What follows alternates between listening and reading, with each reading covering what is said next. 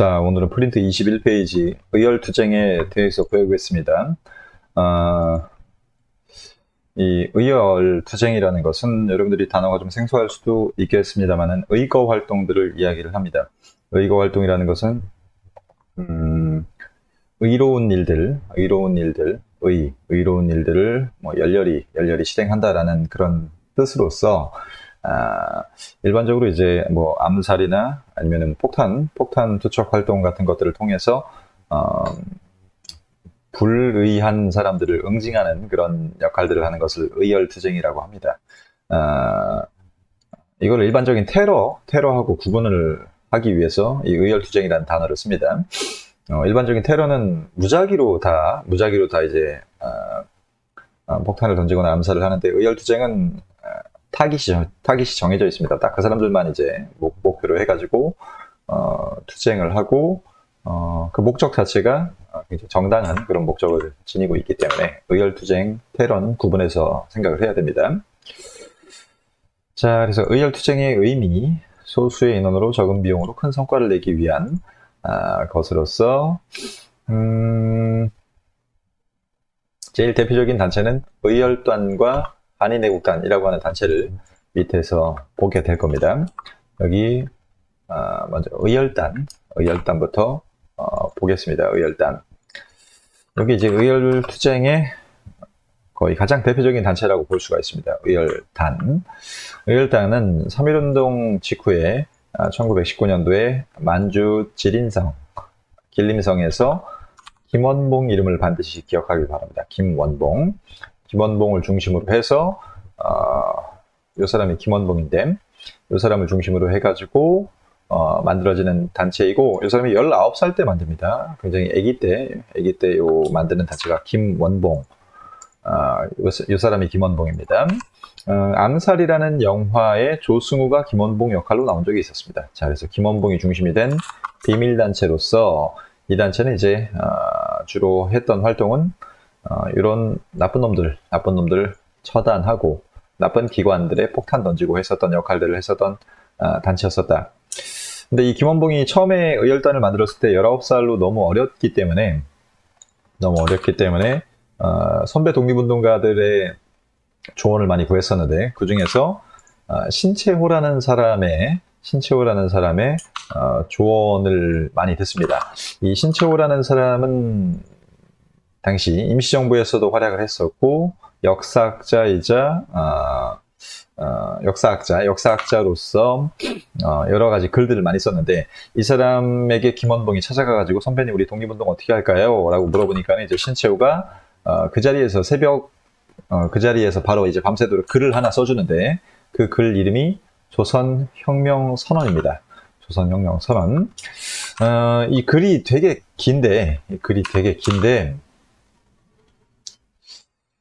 한 번만 간단하게 좀 보겠습니다. 이 조선혁명선언이 굉장히 명문장이고, 이걸 보면 의열단이 어떤 활동을 목표로 하고 있는지를 알 수 있기 때문에, 자, 조선혁명선언에서 뭐라고 주장을 하냐면, 신채호가 내정 독립이나 참정권이나 자치를 주장하는 자가 누구냐.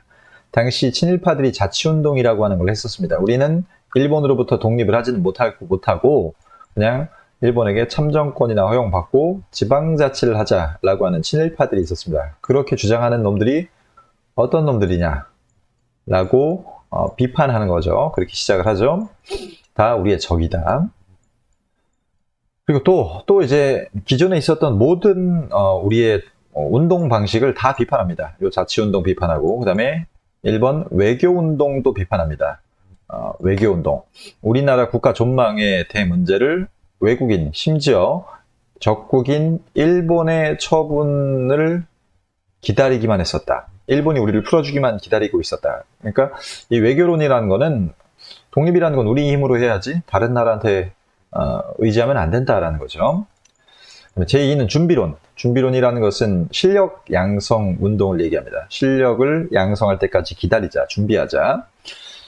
그래서 교육도 진흥하고 상공업도 발전하고 해서 10여 년 내외 각지에서 목이 터질 만치 준비를 불렀지만, 그 소독이 몇 개 불완전한 학교와 실력이 없는 단체뿐이었다. 실로 한바탕에 잠꼬대가 될 뿐이었다. 해서 이전에 있었던 모든 독립운동인 자치운동, 외교운동, 준비운동 같은 것들을 다 비판하고 우리가 진짜로 독립을 하려면은 그냥 다 까 뒤집어 엎어야 된다. 민중들이 다 들고 일어나서 3.1혁명, 3.1운동 때처럼 민중들이 다 들고 일어나서 직접적으로 혁명을 일으켜야 된다. 라고 주장을 하는 것이 신채호 조선혁명선언의 요지입니다. 제일 중요한 요지. 민중들이 다 들고 일어나서 일본을 다 같이 몰아내는 수밖에 없다. 외교 안 돼. 자치? 이게 무슨 독립이야. 준비 가지고 무슨 준비만 되지 뭔 독립을 하겠어. 안 돼. 일단 혁명 다 뒤집어 엎어버려야 돼. 그래서 강도 일본을 쫓아내려면 오직 혁명으로서 할 뿐이니 혁명이 아니고는 강도 일본을 쫓아낼 방법이 없다. 근데 이런 민중들의 혁명이 일어나기 위해서는 민중들이 다 들고 일어나기 위해서는 앞에서 누군가 이런 폭발적인 분위기를 만들어야 된단 말이야. 그래서 그런 역할, 그런 폭발적인 분위기를 만들기 위해서 앞에서 의열단이 이 폭력적인 활동들을 통해서 암살, 파괴, 폭동을 일으켜가지고 민중의 직접적인 혁명을 이끌어내자라고 하는 지침을 마련하는 겁니다. 지침, 활동 지침이야. 의열단의 활동 지침. 그래서 친일파 등 이런 것들을 파괴하고 폭력적으로 부수면은 옆에서 민중들이 호응해가지고 들고 일어날 것이다. 라고 하는 민중 직접혁명이라고 하는 것을 신채호가 지침으로 내렸고 이걸 받아들였던 김원봉이 이 지침에 따라서 여러 사람들을 보내가지고 여러 총독부 등 일본의 일제의 여러 건물과 사람들을 암살하고 폭파시키는 활동들을 했었던 겁니다. 자, 요게 의열단의 처음 시작이야. 시작. 자, 7가지 죽여야 될 것들. 요런 놈들. 5가지 파괴해야 될 것들, 이런 것들이 있는데 요거는 외울 필요까지는 없습니다. 그렇게 해서 의열단이 폭탄을 던지고 암살을 했던 인물들과 장소들, 미안하지만 거의 다 암기를 해야 되겠지만 그래도 중요한 것은, 그래도 수능 시험에 자주 나오는 것은 이 세 명의 총독부, 종로경찰서, 동양척식주식회사 3개는 반드시 기억을 해야 됩니다. 반드시 기억을 해야 됩니다.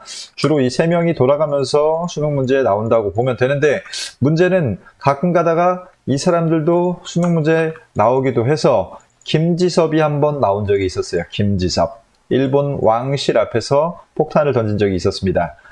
이 사람이 수능 문제에 나온 적이 있는데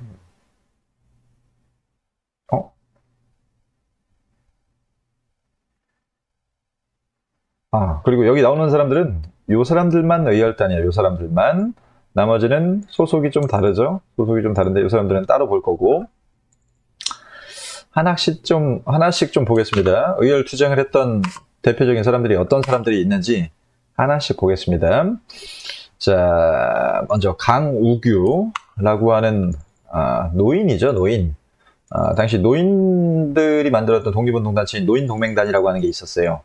요 단체의 소속이고, 요 사람은 3.1운동 직후에 바로 왔었던 사이토 마코토를 암살하기 위해서 사이토 마코토의 마차에다가 폭탄을 쏴서 조선 총독이 3.1운동 일어나고서 이걸 수습하려고 얘가 이제 새로운 총독으로 오는 9월 2일에 처음 오는 날에 가가지고 폭탄을 까버린 거야. 당시 이게 서울역인데 서울역에 지나갔었던 사이토의 마차에다가 폭탄을 던졌습니다만 불발됩니다. 그래서 강호규는 이제 붙잡혀가지고 사형을 당했으나 죽을 때까지도 이제 의연하게 죽었다. 여러분들이 만약에 잡혀갔으면 살려주세요 했을 수도 있겠지만 강호규는 내가 죽어서 청년들의 가슴에 조그마한 충격이라도 줄 수 있다면 그것은 내가 소원하는 일이다 라는 의연한 말을 남기고서 사형을 당합니다. 이 사람 대한노인동맹단 사이토의 총독에다가 폭탄을 던졌다는 거 알아두고, 그다음에 박열은 당시 일본에 있었었던 제1교포입니다. 제1교포였었는데 거기에서 항일 단체를 이런저런 단체들을 많이 만듭니다. 영화로도 몇 년 전에 나왔었죠. 여기 이재훈이 박열을 연기를 했었었고, 항일 단체 뭐 불령사나 뭐 그런 여러 이런저런 단체들을 만들어서 일본에 반항하는, 이것도 몰래 만든 단체들이야 다 몰래 만든 단체였었는데, 이 단체들을 중심으로 해서 왕을 암살하려고 하는 시도를 한 것 같습니다. 막 정확하지는 않습니다. 왕을 암살하려고 하는 시도를 준비하던 도중에 체포됩니다. 준비하던 도중에 자기 여자친구랑 체포가 돼가지고 여기 여자친구랑 이제 지금 사진을 찍은 이게 당시 실제 사진이고, 그 다음에 이게 이제 영화 포스터로 나왔었던 사진이죠. 1920년대 일제시대 당시 치고는 굉장히 파격적인 장면입니다. 여자가 남자 위에 올라타 있고, 그리고 남자가 이렇게 가슴 쪽에 이렇게 손을 대고 있고 하는 굉장히 지금으로서도 파격적인 그런 장면인데, 이게 재판 받는 도중에 재판이 이제 1차 공판, 2차 공판 뭐 여러 가지 공판이 있었을 텐데 그 받는 도중에 찍었던 사진입니다. 이 박열이 붙잡히게 됐었던 것은 당시 관동 대지진 때, 관동이라는 건 이제 일본의 그 관동 지방이 있습니다. 일본의 관동 지방에서 큰 지진이 일어났을 때, 이때 한국인 학살 사건들이 많이 일어났었고, 요때를 전후해서 죽은 한국인들이 몇천 명이 죽었다고 그래요. 많게는 만여 명 가까이도 잡기도 하는데, 요쯤에 박열이 이제 일본 왕을 암살하려고 하다가 잡혀가지고 처음에는 뭐 사형 판결을 받았나 막 그랬는데 계속 감형돼가지고 나중에는 풀려납니다만, 여자친구는 요 안에서 이제 자살합니다. 죽었나? 자살했나? 그것도 명확하지 않아요. 일본 애들이 죽였다 뭐 그런 설도 있는데 명확하지 않습니다. 그것도. 그리고 여자친구 죽고 박열은 감형되고 해서 나와서 나중에 출소해가지고 이게 나이 들었을 때 모습입니다. 아까 요게 박열 젊었을 때 모습, 요게 박열의 젊었을 때 모습이고, 요게 나이 들었을 때 모습인데, 요 사람이 이제 해방되고 나서는 북한에 살았기 때문에 어떻게 지냈는지는 정확하게 잘 모릅니다. 여기까지가 다른 의열단이 아닌 다른 의열단체들, 다른 의거단체들에 대해서 얘기를 한 거고, 이제부터는 의열단에 대해서 얘기하겠습니다. 의열단 중에 제일 먼저 의거를 시도했던 사람은 박재혁이라고 하는 사람입니다. 박재혁. 이 둘 다 의열단 사람들인데, 여기 왼쪽이 박재혁입니다. 사진 찍은 거예요. 박재혁은 이제 의열단이 만주, 중국 쪽에 있었기 때문에 배 타고서 나가사키항 거쳤다가 이제 부산항으로 들어와서 부산경찰서를 타깃으로 삼습니다. 당시 부산경찰서에 독립운동가들이 많이 붙잡혀 있다는 소식을 듣고 거기서 고문을 많이 받는다 해가지고 여기다 응징하러 간 거야. 여기 보면은 나가사키에 도착해서, 이것도 이제 김원봉한테 보낸 편지인데, 박재혁이 편지를 뭐라 보냈냐면, 어제 나가사키에 무사히 도착했습니다. 형편이 뜻대로 되어가니 그대가 염려해준 덕분입니다. 좋은 일이 있을 것입니다. 몸과 마음이 모두 즐겁습니다. 하지만 그대의 얼굴을 다시 보기는 어려울 것 같습니다. 박재혁은 이제 이 의거 활동을 하러 가면은 저희가 이제 살아 돌아오지 못할 거라는 걸 알고 있었던 거죠. 해서 부산경찰서장이 책을 좋아한다는 말을 듣고서 책 판매상으로 위장을 해서 부산경찰서 서장실에 들어가가지고 서장 앞에다가 폭탄을 던졌어요. 근데 폭탄을 던지는 와중에 좀 잘못 던져서 박재혁도 부상을 입습니다. 그래가지고 붙잡혀서 아마 사형당했나 아마 그랬을 겁니다.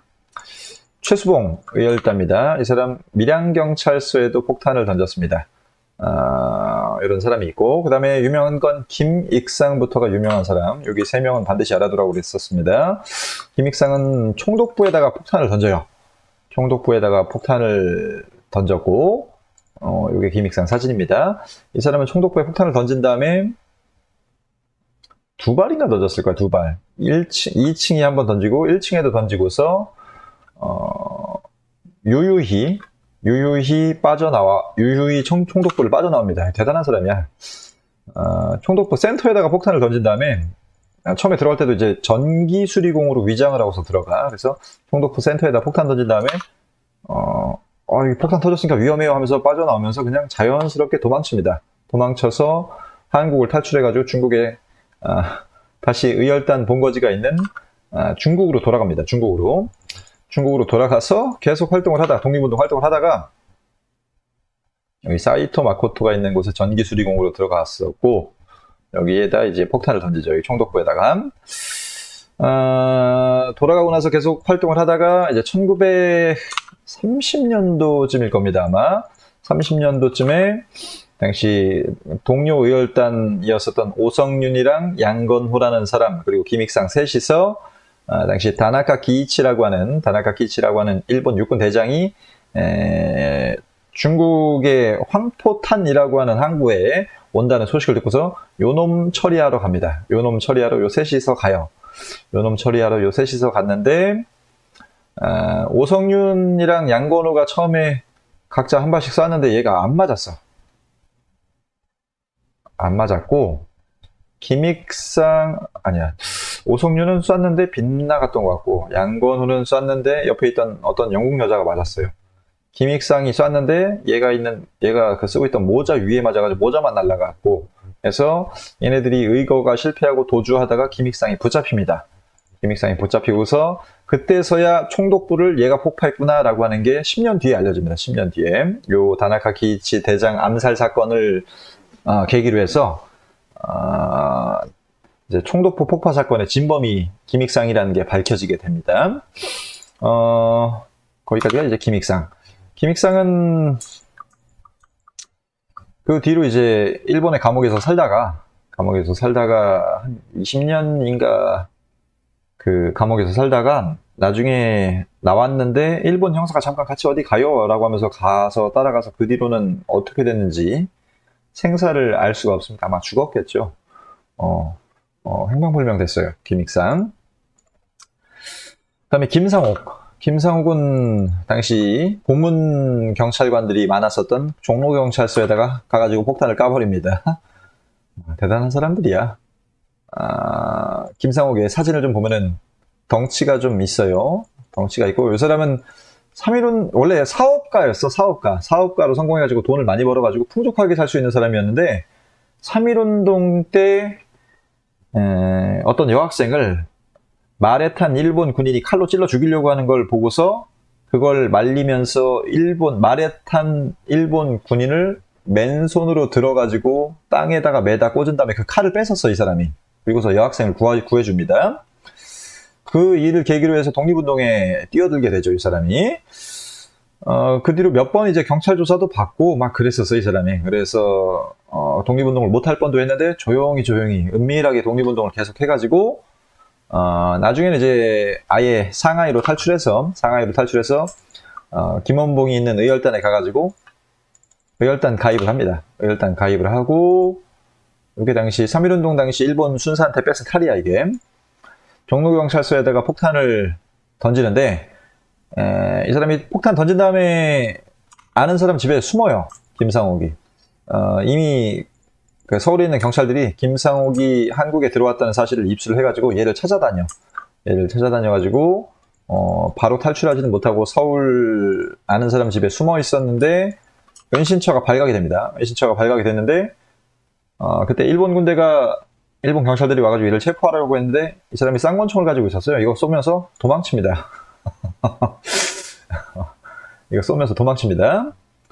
1차 도주였는데 1차 도주 때는 어떤 절에 숨어 들어가가지고 스님 복장으로 변신을 하고 그렇게 해서 일단 탈출하고 두 번째 은신처에 도착을 해서 숨었는데 거기도 나중에 발각돼가지고 거기는 경찰들이 몇천 명이 왔더라? 4,000명이 왔었나 그래요. 얘 한 명 잡으려고, 김상옥 하나 잡으려고 4,000명이서 그래서 서울 효제동 근처에서 거의 한 4시간 가까이 총격전을 벌입니다. 이 김상옥하고 일본 경찰들 4,000명하고 총격전을 벌이는데 여기서 거의 한 10명 정도의 일본 경찰들 사상을 입히고서 김상옥은 마지막 남은 한 발로 자결을 합니다. 자결을 하는데 나중에 이제 김상옥한테 죽은 일본 경찰이랑 군인들이 한 10명 다 되니까는 얘가 자살한 걸 자살한 소리를 들었는데도 일본 경찰들이 무서워서 다가가지 못하고 이 새끼들이 치사하게 김상옥 엄마를 앞에다가 대놓고서 시신을 확인시킵니다. 김상옥이 쏠까봐. 그래서 어쨌든 자살한 게 확인됐고 나중에 이제 시체를 부검해 보니까는 김상옥 몸에는 10발 정도의 총알이 박혀 있었습니다. 그 10발 정도 총알 박혀 있는데도 일본군하고 총격전을 벌인 거죠. 그다음에 김지섭은 일본 왕궁 앞에 있는 이중교라고 하는 그 다리가 있습니다. 거기 앞에서 일본 왕궁으로 들어가가지고 이제 폭탄을 던지려고 했었는데 그 다리 앞에서 이제 폭탄을 그냥 던져버리고 실패하게 됩니다. 그래서 실패한 사건이기 때문에 사실은 이 사람들보다는 좀 임팩트가 떨어지는데 처음으로 박열을도 그렇고 일본 왕을 암살하려고 했었던 시도가 있었기 때문에 굉장히 일본 사회에 충격이 이 사람은 준비하다가 걸린 거예요. 준비하다 걸린 건데 김지섭은 일본 왕궁 바로 앞에 있는 다리 앞까지 와서 폭탄을 깠기 때문에 일본 당시 사회가 굉장히 많이 놀랐어요. 요 김지섭 때문에. 김지섭입니다. 요 이중교라는 요 다리 앞에 와가지고 왕궁 바로 앞에서 이제 폭탄을 여기 앞에 있는 그 경비원들한테 제지당해서 요 앞에서 폭탄은 터지게 됩니다. 요 앞에서만 폭탄이 터지게 됐었다. 당시 김지섭의 공판 내용에 보면은 이번 나의 행동은 침략 정치에 도취되어 있는 일본의 각성과 반성을 촉구하기 위해서 그리고 최후의 1인까지 우리는 독립을 위해 항쟁할 것이다 라고 얘기를 했었고 그 다음에 나석주는 동양척식 주식회사라고 하는 우리나라 땅을 다 뺏어갔었던 그 회사에 폭탄을 던지게 됩니다. 동양척식 주식회사 여기다가 이제 폭탄을 던집니다. 그 앞에 있는 식산은행에도 던집니다. 그 다음에 조명하는 타이중이라고 하는 그 일본 안에서 일으킨 건 아니고 어디라고 해야 돼? 타이중이 타이완 그쪽인가? 정확히 기억이 안 나네.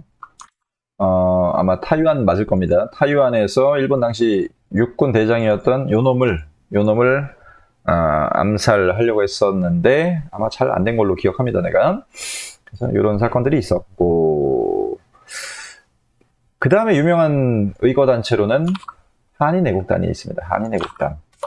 여기가 한인애국단 굉장히 중요합니다. 한인애국단 당시 대한민국 임시정부의 단체였었는데 이 한인애국단 임시정부 활동이 침체되고 돈도 없고 하니까는 당시 특히 만보산 사건이라고 해서 한국인이랑 중국인이 저수지공사하다가 서로 싸운 사건이 있었어. 그것 때문에 중국인이랑 한국인들이 서로 이제 사이가 별로 안 좋아졌었어요. 옛날에는 우리 독립운동도 막 도와주고 그랬었는데 만보산 사건 때문에 서로 사이가 안 좋아졌었고 해서 중국인들하고 연대할 필요성이 있었기 때문에 조직했던 단체이고 김구가 조직합니다.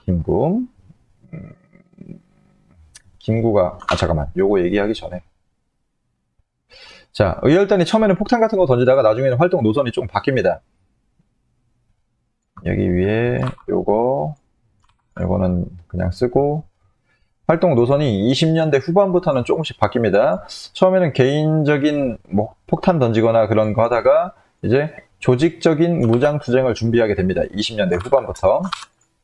그래서 중국의 군관학교인 황포군관학교에 입학을 하거나 혹은 중국 당시 국민당 중심의 정부의 지원으로 학교도 설립을 합니다. 우리 한국인 혁명 간부학교라고 하는 걸 설립을 합니다. 그 다음에 중국의 안에 있었던 여러 항일 독립운동 단체들을 통합을 했었던 민족혁명당이라고 하는 정당을 세워서 국가 건립을 추진을 하죠. 이게 의열단의 활동 변화 내용이고, 그다음에 한인애국단 다시 보겠습니다. 김구를 중심으로 해서 조직을 했던 단체이고, 유명했었던 의거는 크게 두 개, 이봉창과 윤봉길의 의거입니다. 이봉창은 도쿄에서 일본 왕의 마차에다가 바로 폭탄을 까버립니다. 실제로 일본 왕 마차 바로 옆에 떨어졌어. 안타깝게도 일왕을 처단하는 건 실패했었는데 일본 왕이 타고 있는 마차 바로 옆에 폭탄이 터졌기 때문에 이것도 일본 애들한테 굉장히 큰 충격이었었죠. 당시 이봉창은 원래는 일본에서 살고 있었던 이 사람도 제일교포야. 근데 일본에서 뭐 차별받고 하는 게 서러워가지고 임시정부를 찾아가서 임시정부를 찾으러 가요. 이 사람이 일본에서 지낼 때 하루는 왕이 행차하는 행렬 보러 가려고 퍼레이드 하는 거 재밌잖아. 그러니까 퍼레이드 하는 거 보러 가려고서 주변에 이제 들어가서 왕 지나가는 거 기다리고 있었는데 다짜고짜 일본 경찰이 얘를 연행해 갔어요. 아무 이제 뭐 잘못한 것도 없고 요 주머니에 한글로 써진 편지가 있다고 그래서 얘를 감옥에 일주일 동안 가둬놔. 왜 가둬놨었냐면은 번역할 사람이 없어서 이게 무슨 내용인지 몰라가지고 번역할 사람 올 때까지 일주일 동안 가둬놔. 그랬는데 나중에 이제 번역하고 보니까 별 내용이 없단 말이야. 엄마한테 온 편지거나 막 그랬단 말이야. 그래서 그냥 풀어주고 그거 이외에도 이런저런 차별을 많이 겪습니다. 그래서 이봉창이 거기에 대해서 분노해가지고 임시정부를 찾아다니다가 백정선이라고 하는 임시정부 요인을 만납니다.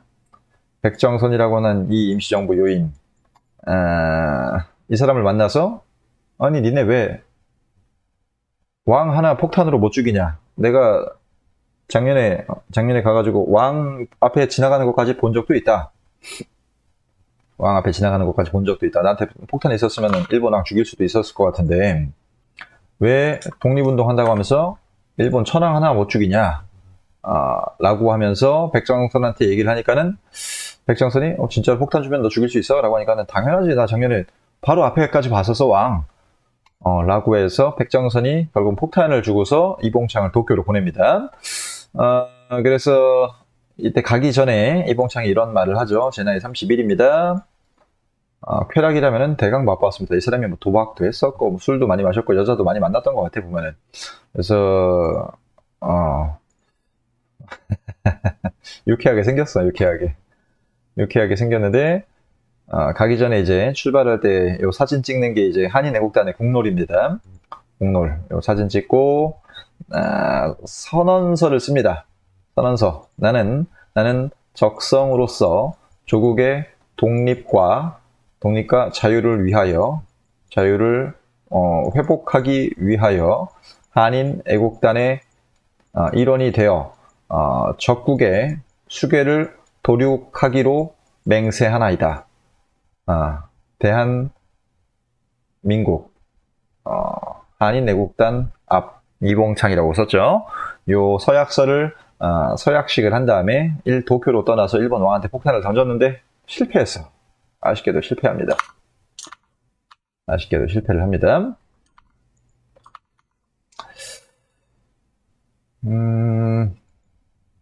이게 실패한 뒤에 재판받는 과정에서 찍은 영상인데 표정이 행복하죠. 국가를 위해서 큰일을 했다는 그런 뿌듯함이 계속 있었던 것 같고 이 사람은 계속 이제 배후를 불라고 했는데 이 사람이 계속 백정선이라고 얘기를 해요. 나는 백정선이 시켜서 보냈어 라고 했는데 백정선이 아무리 찾아봐도 없어.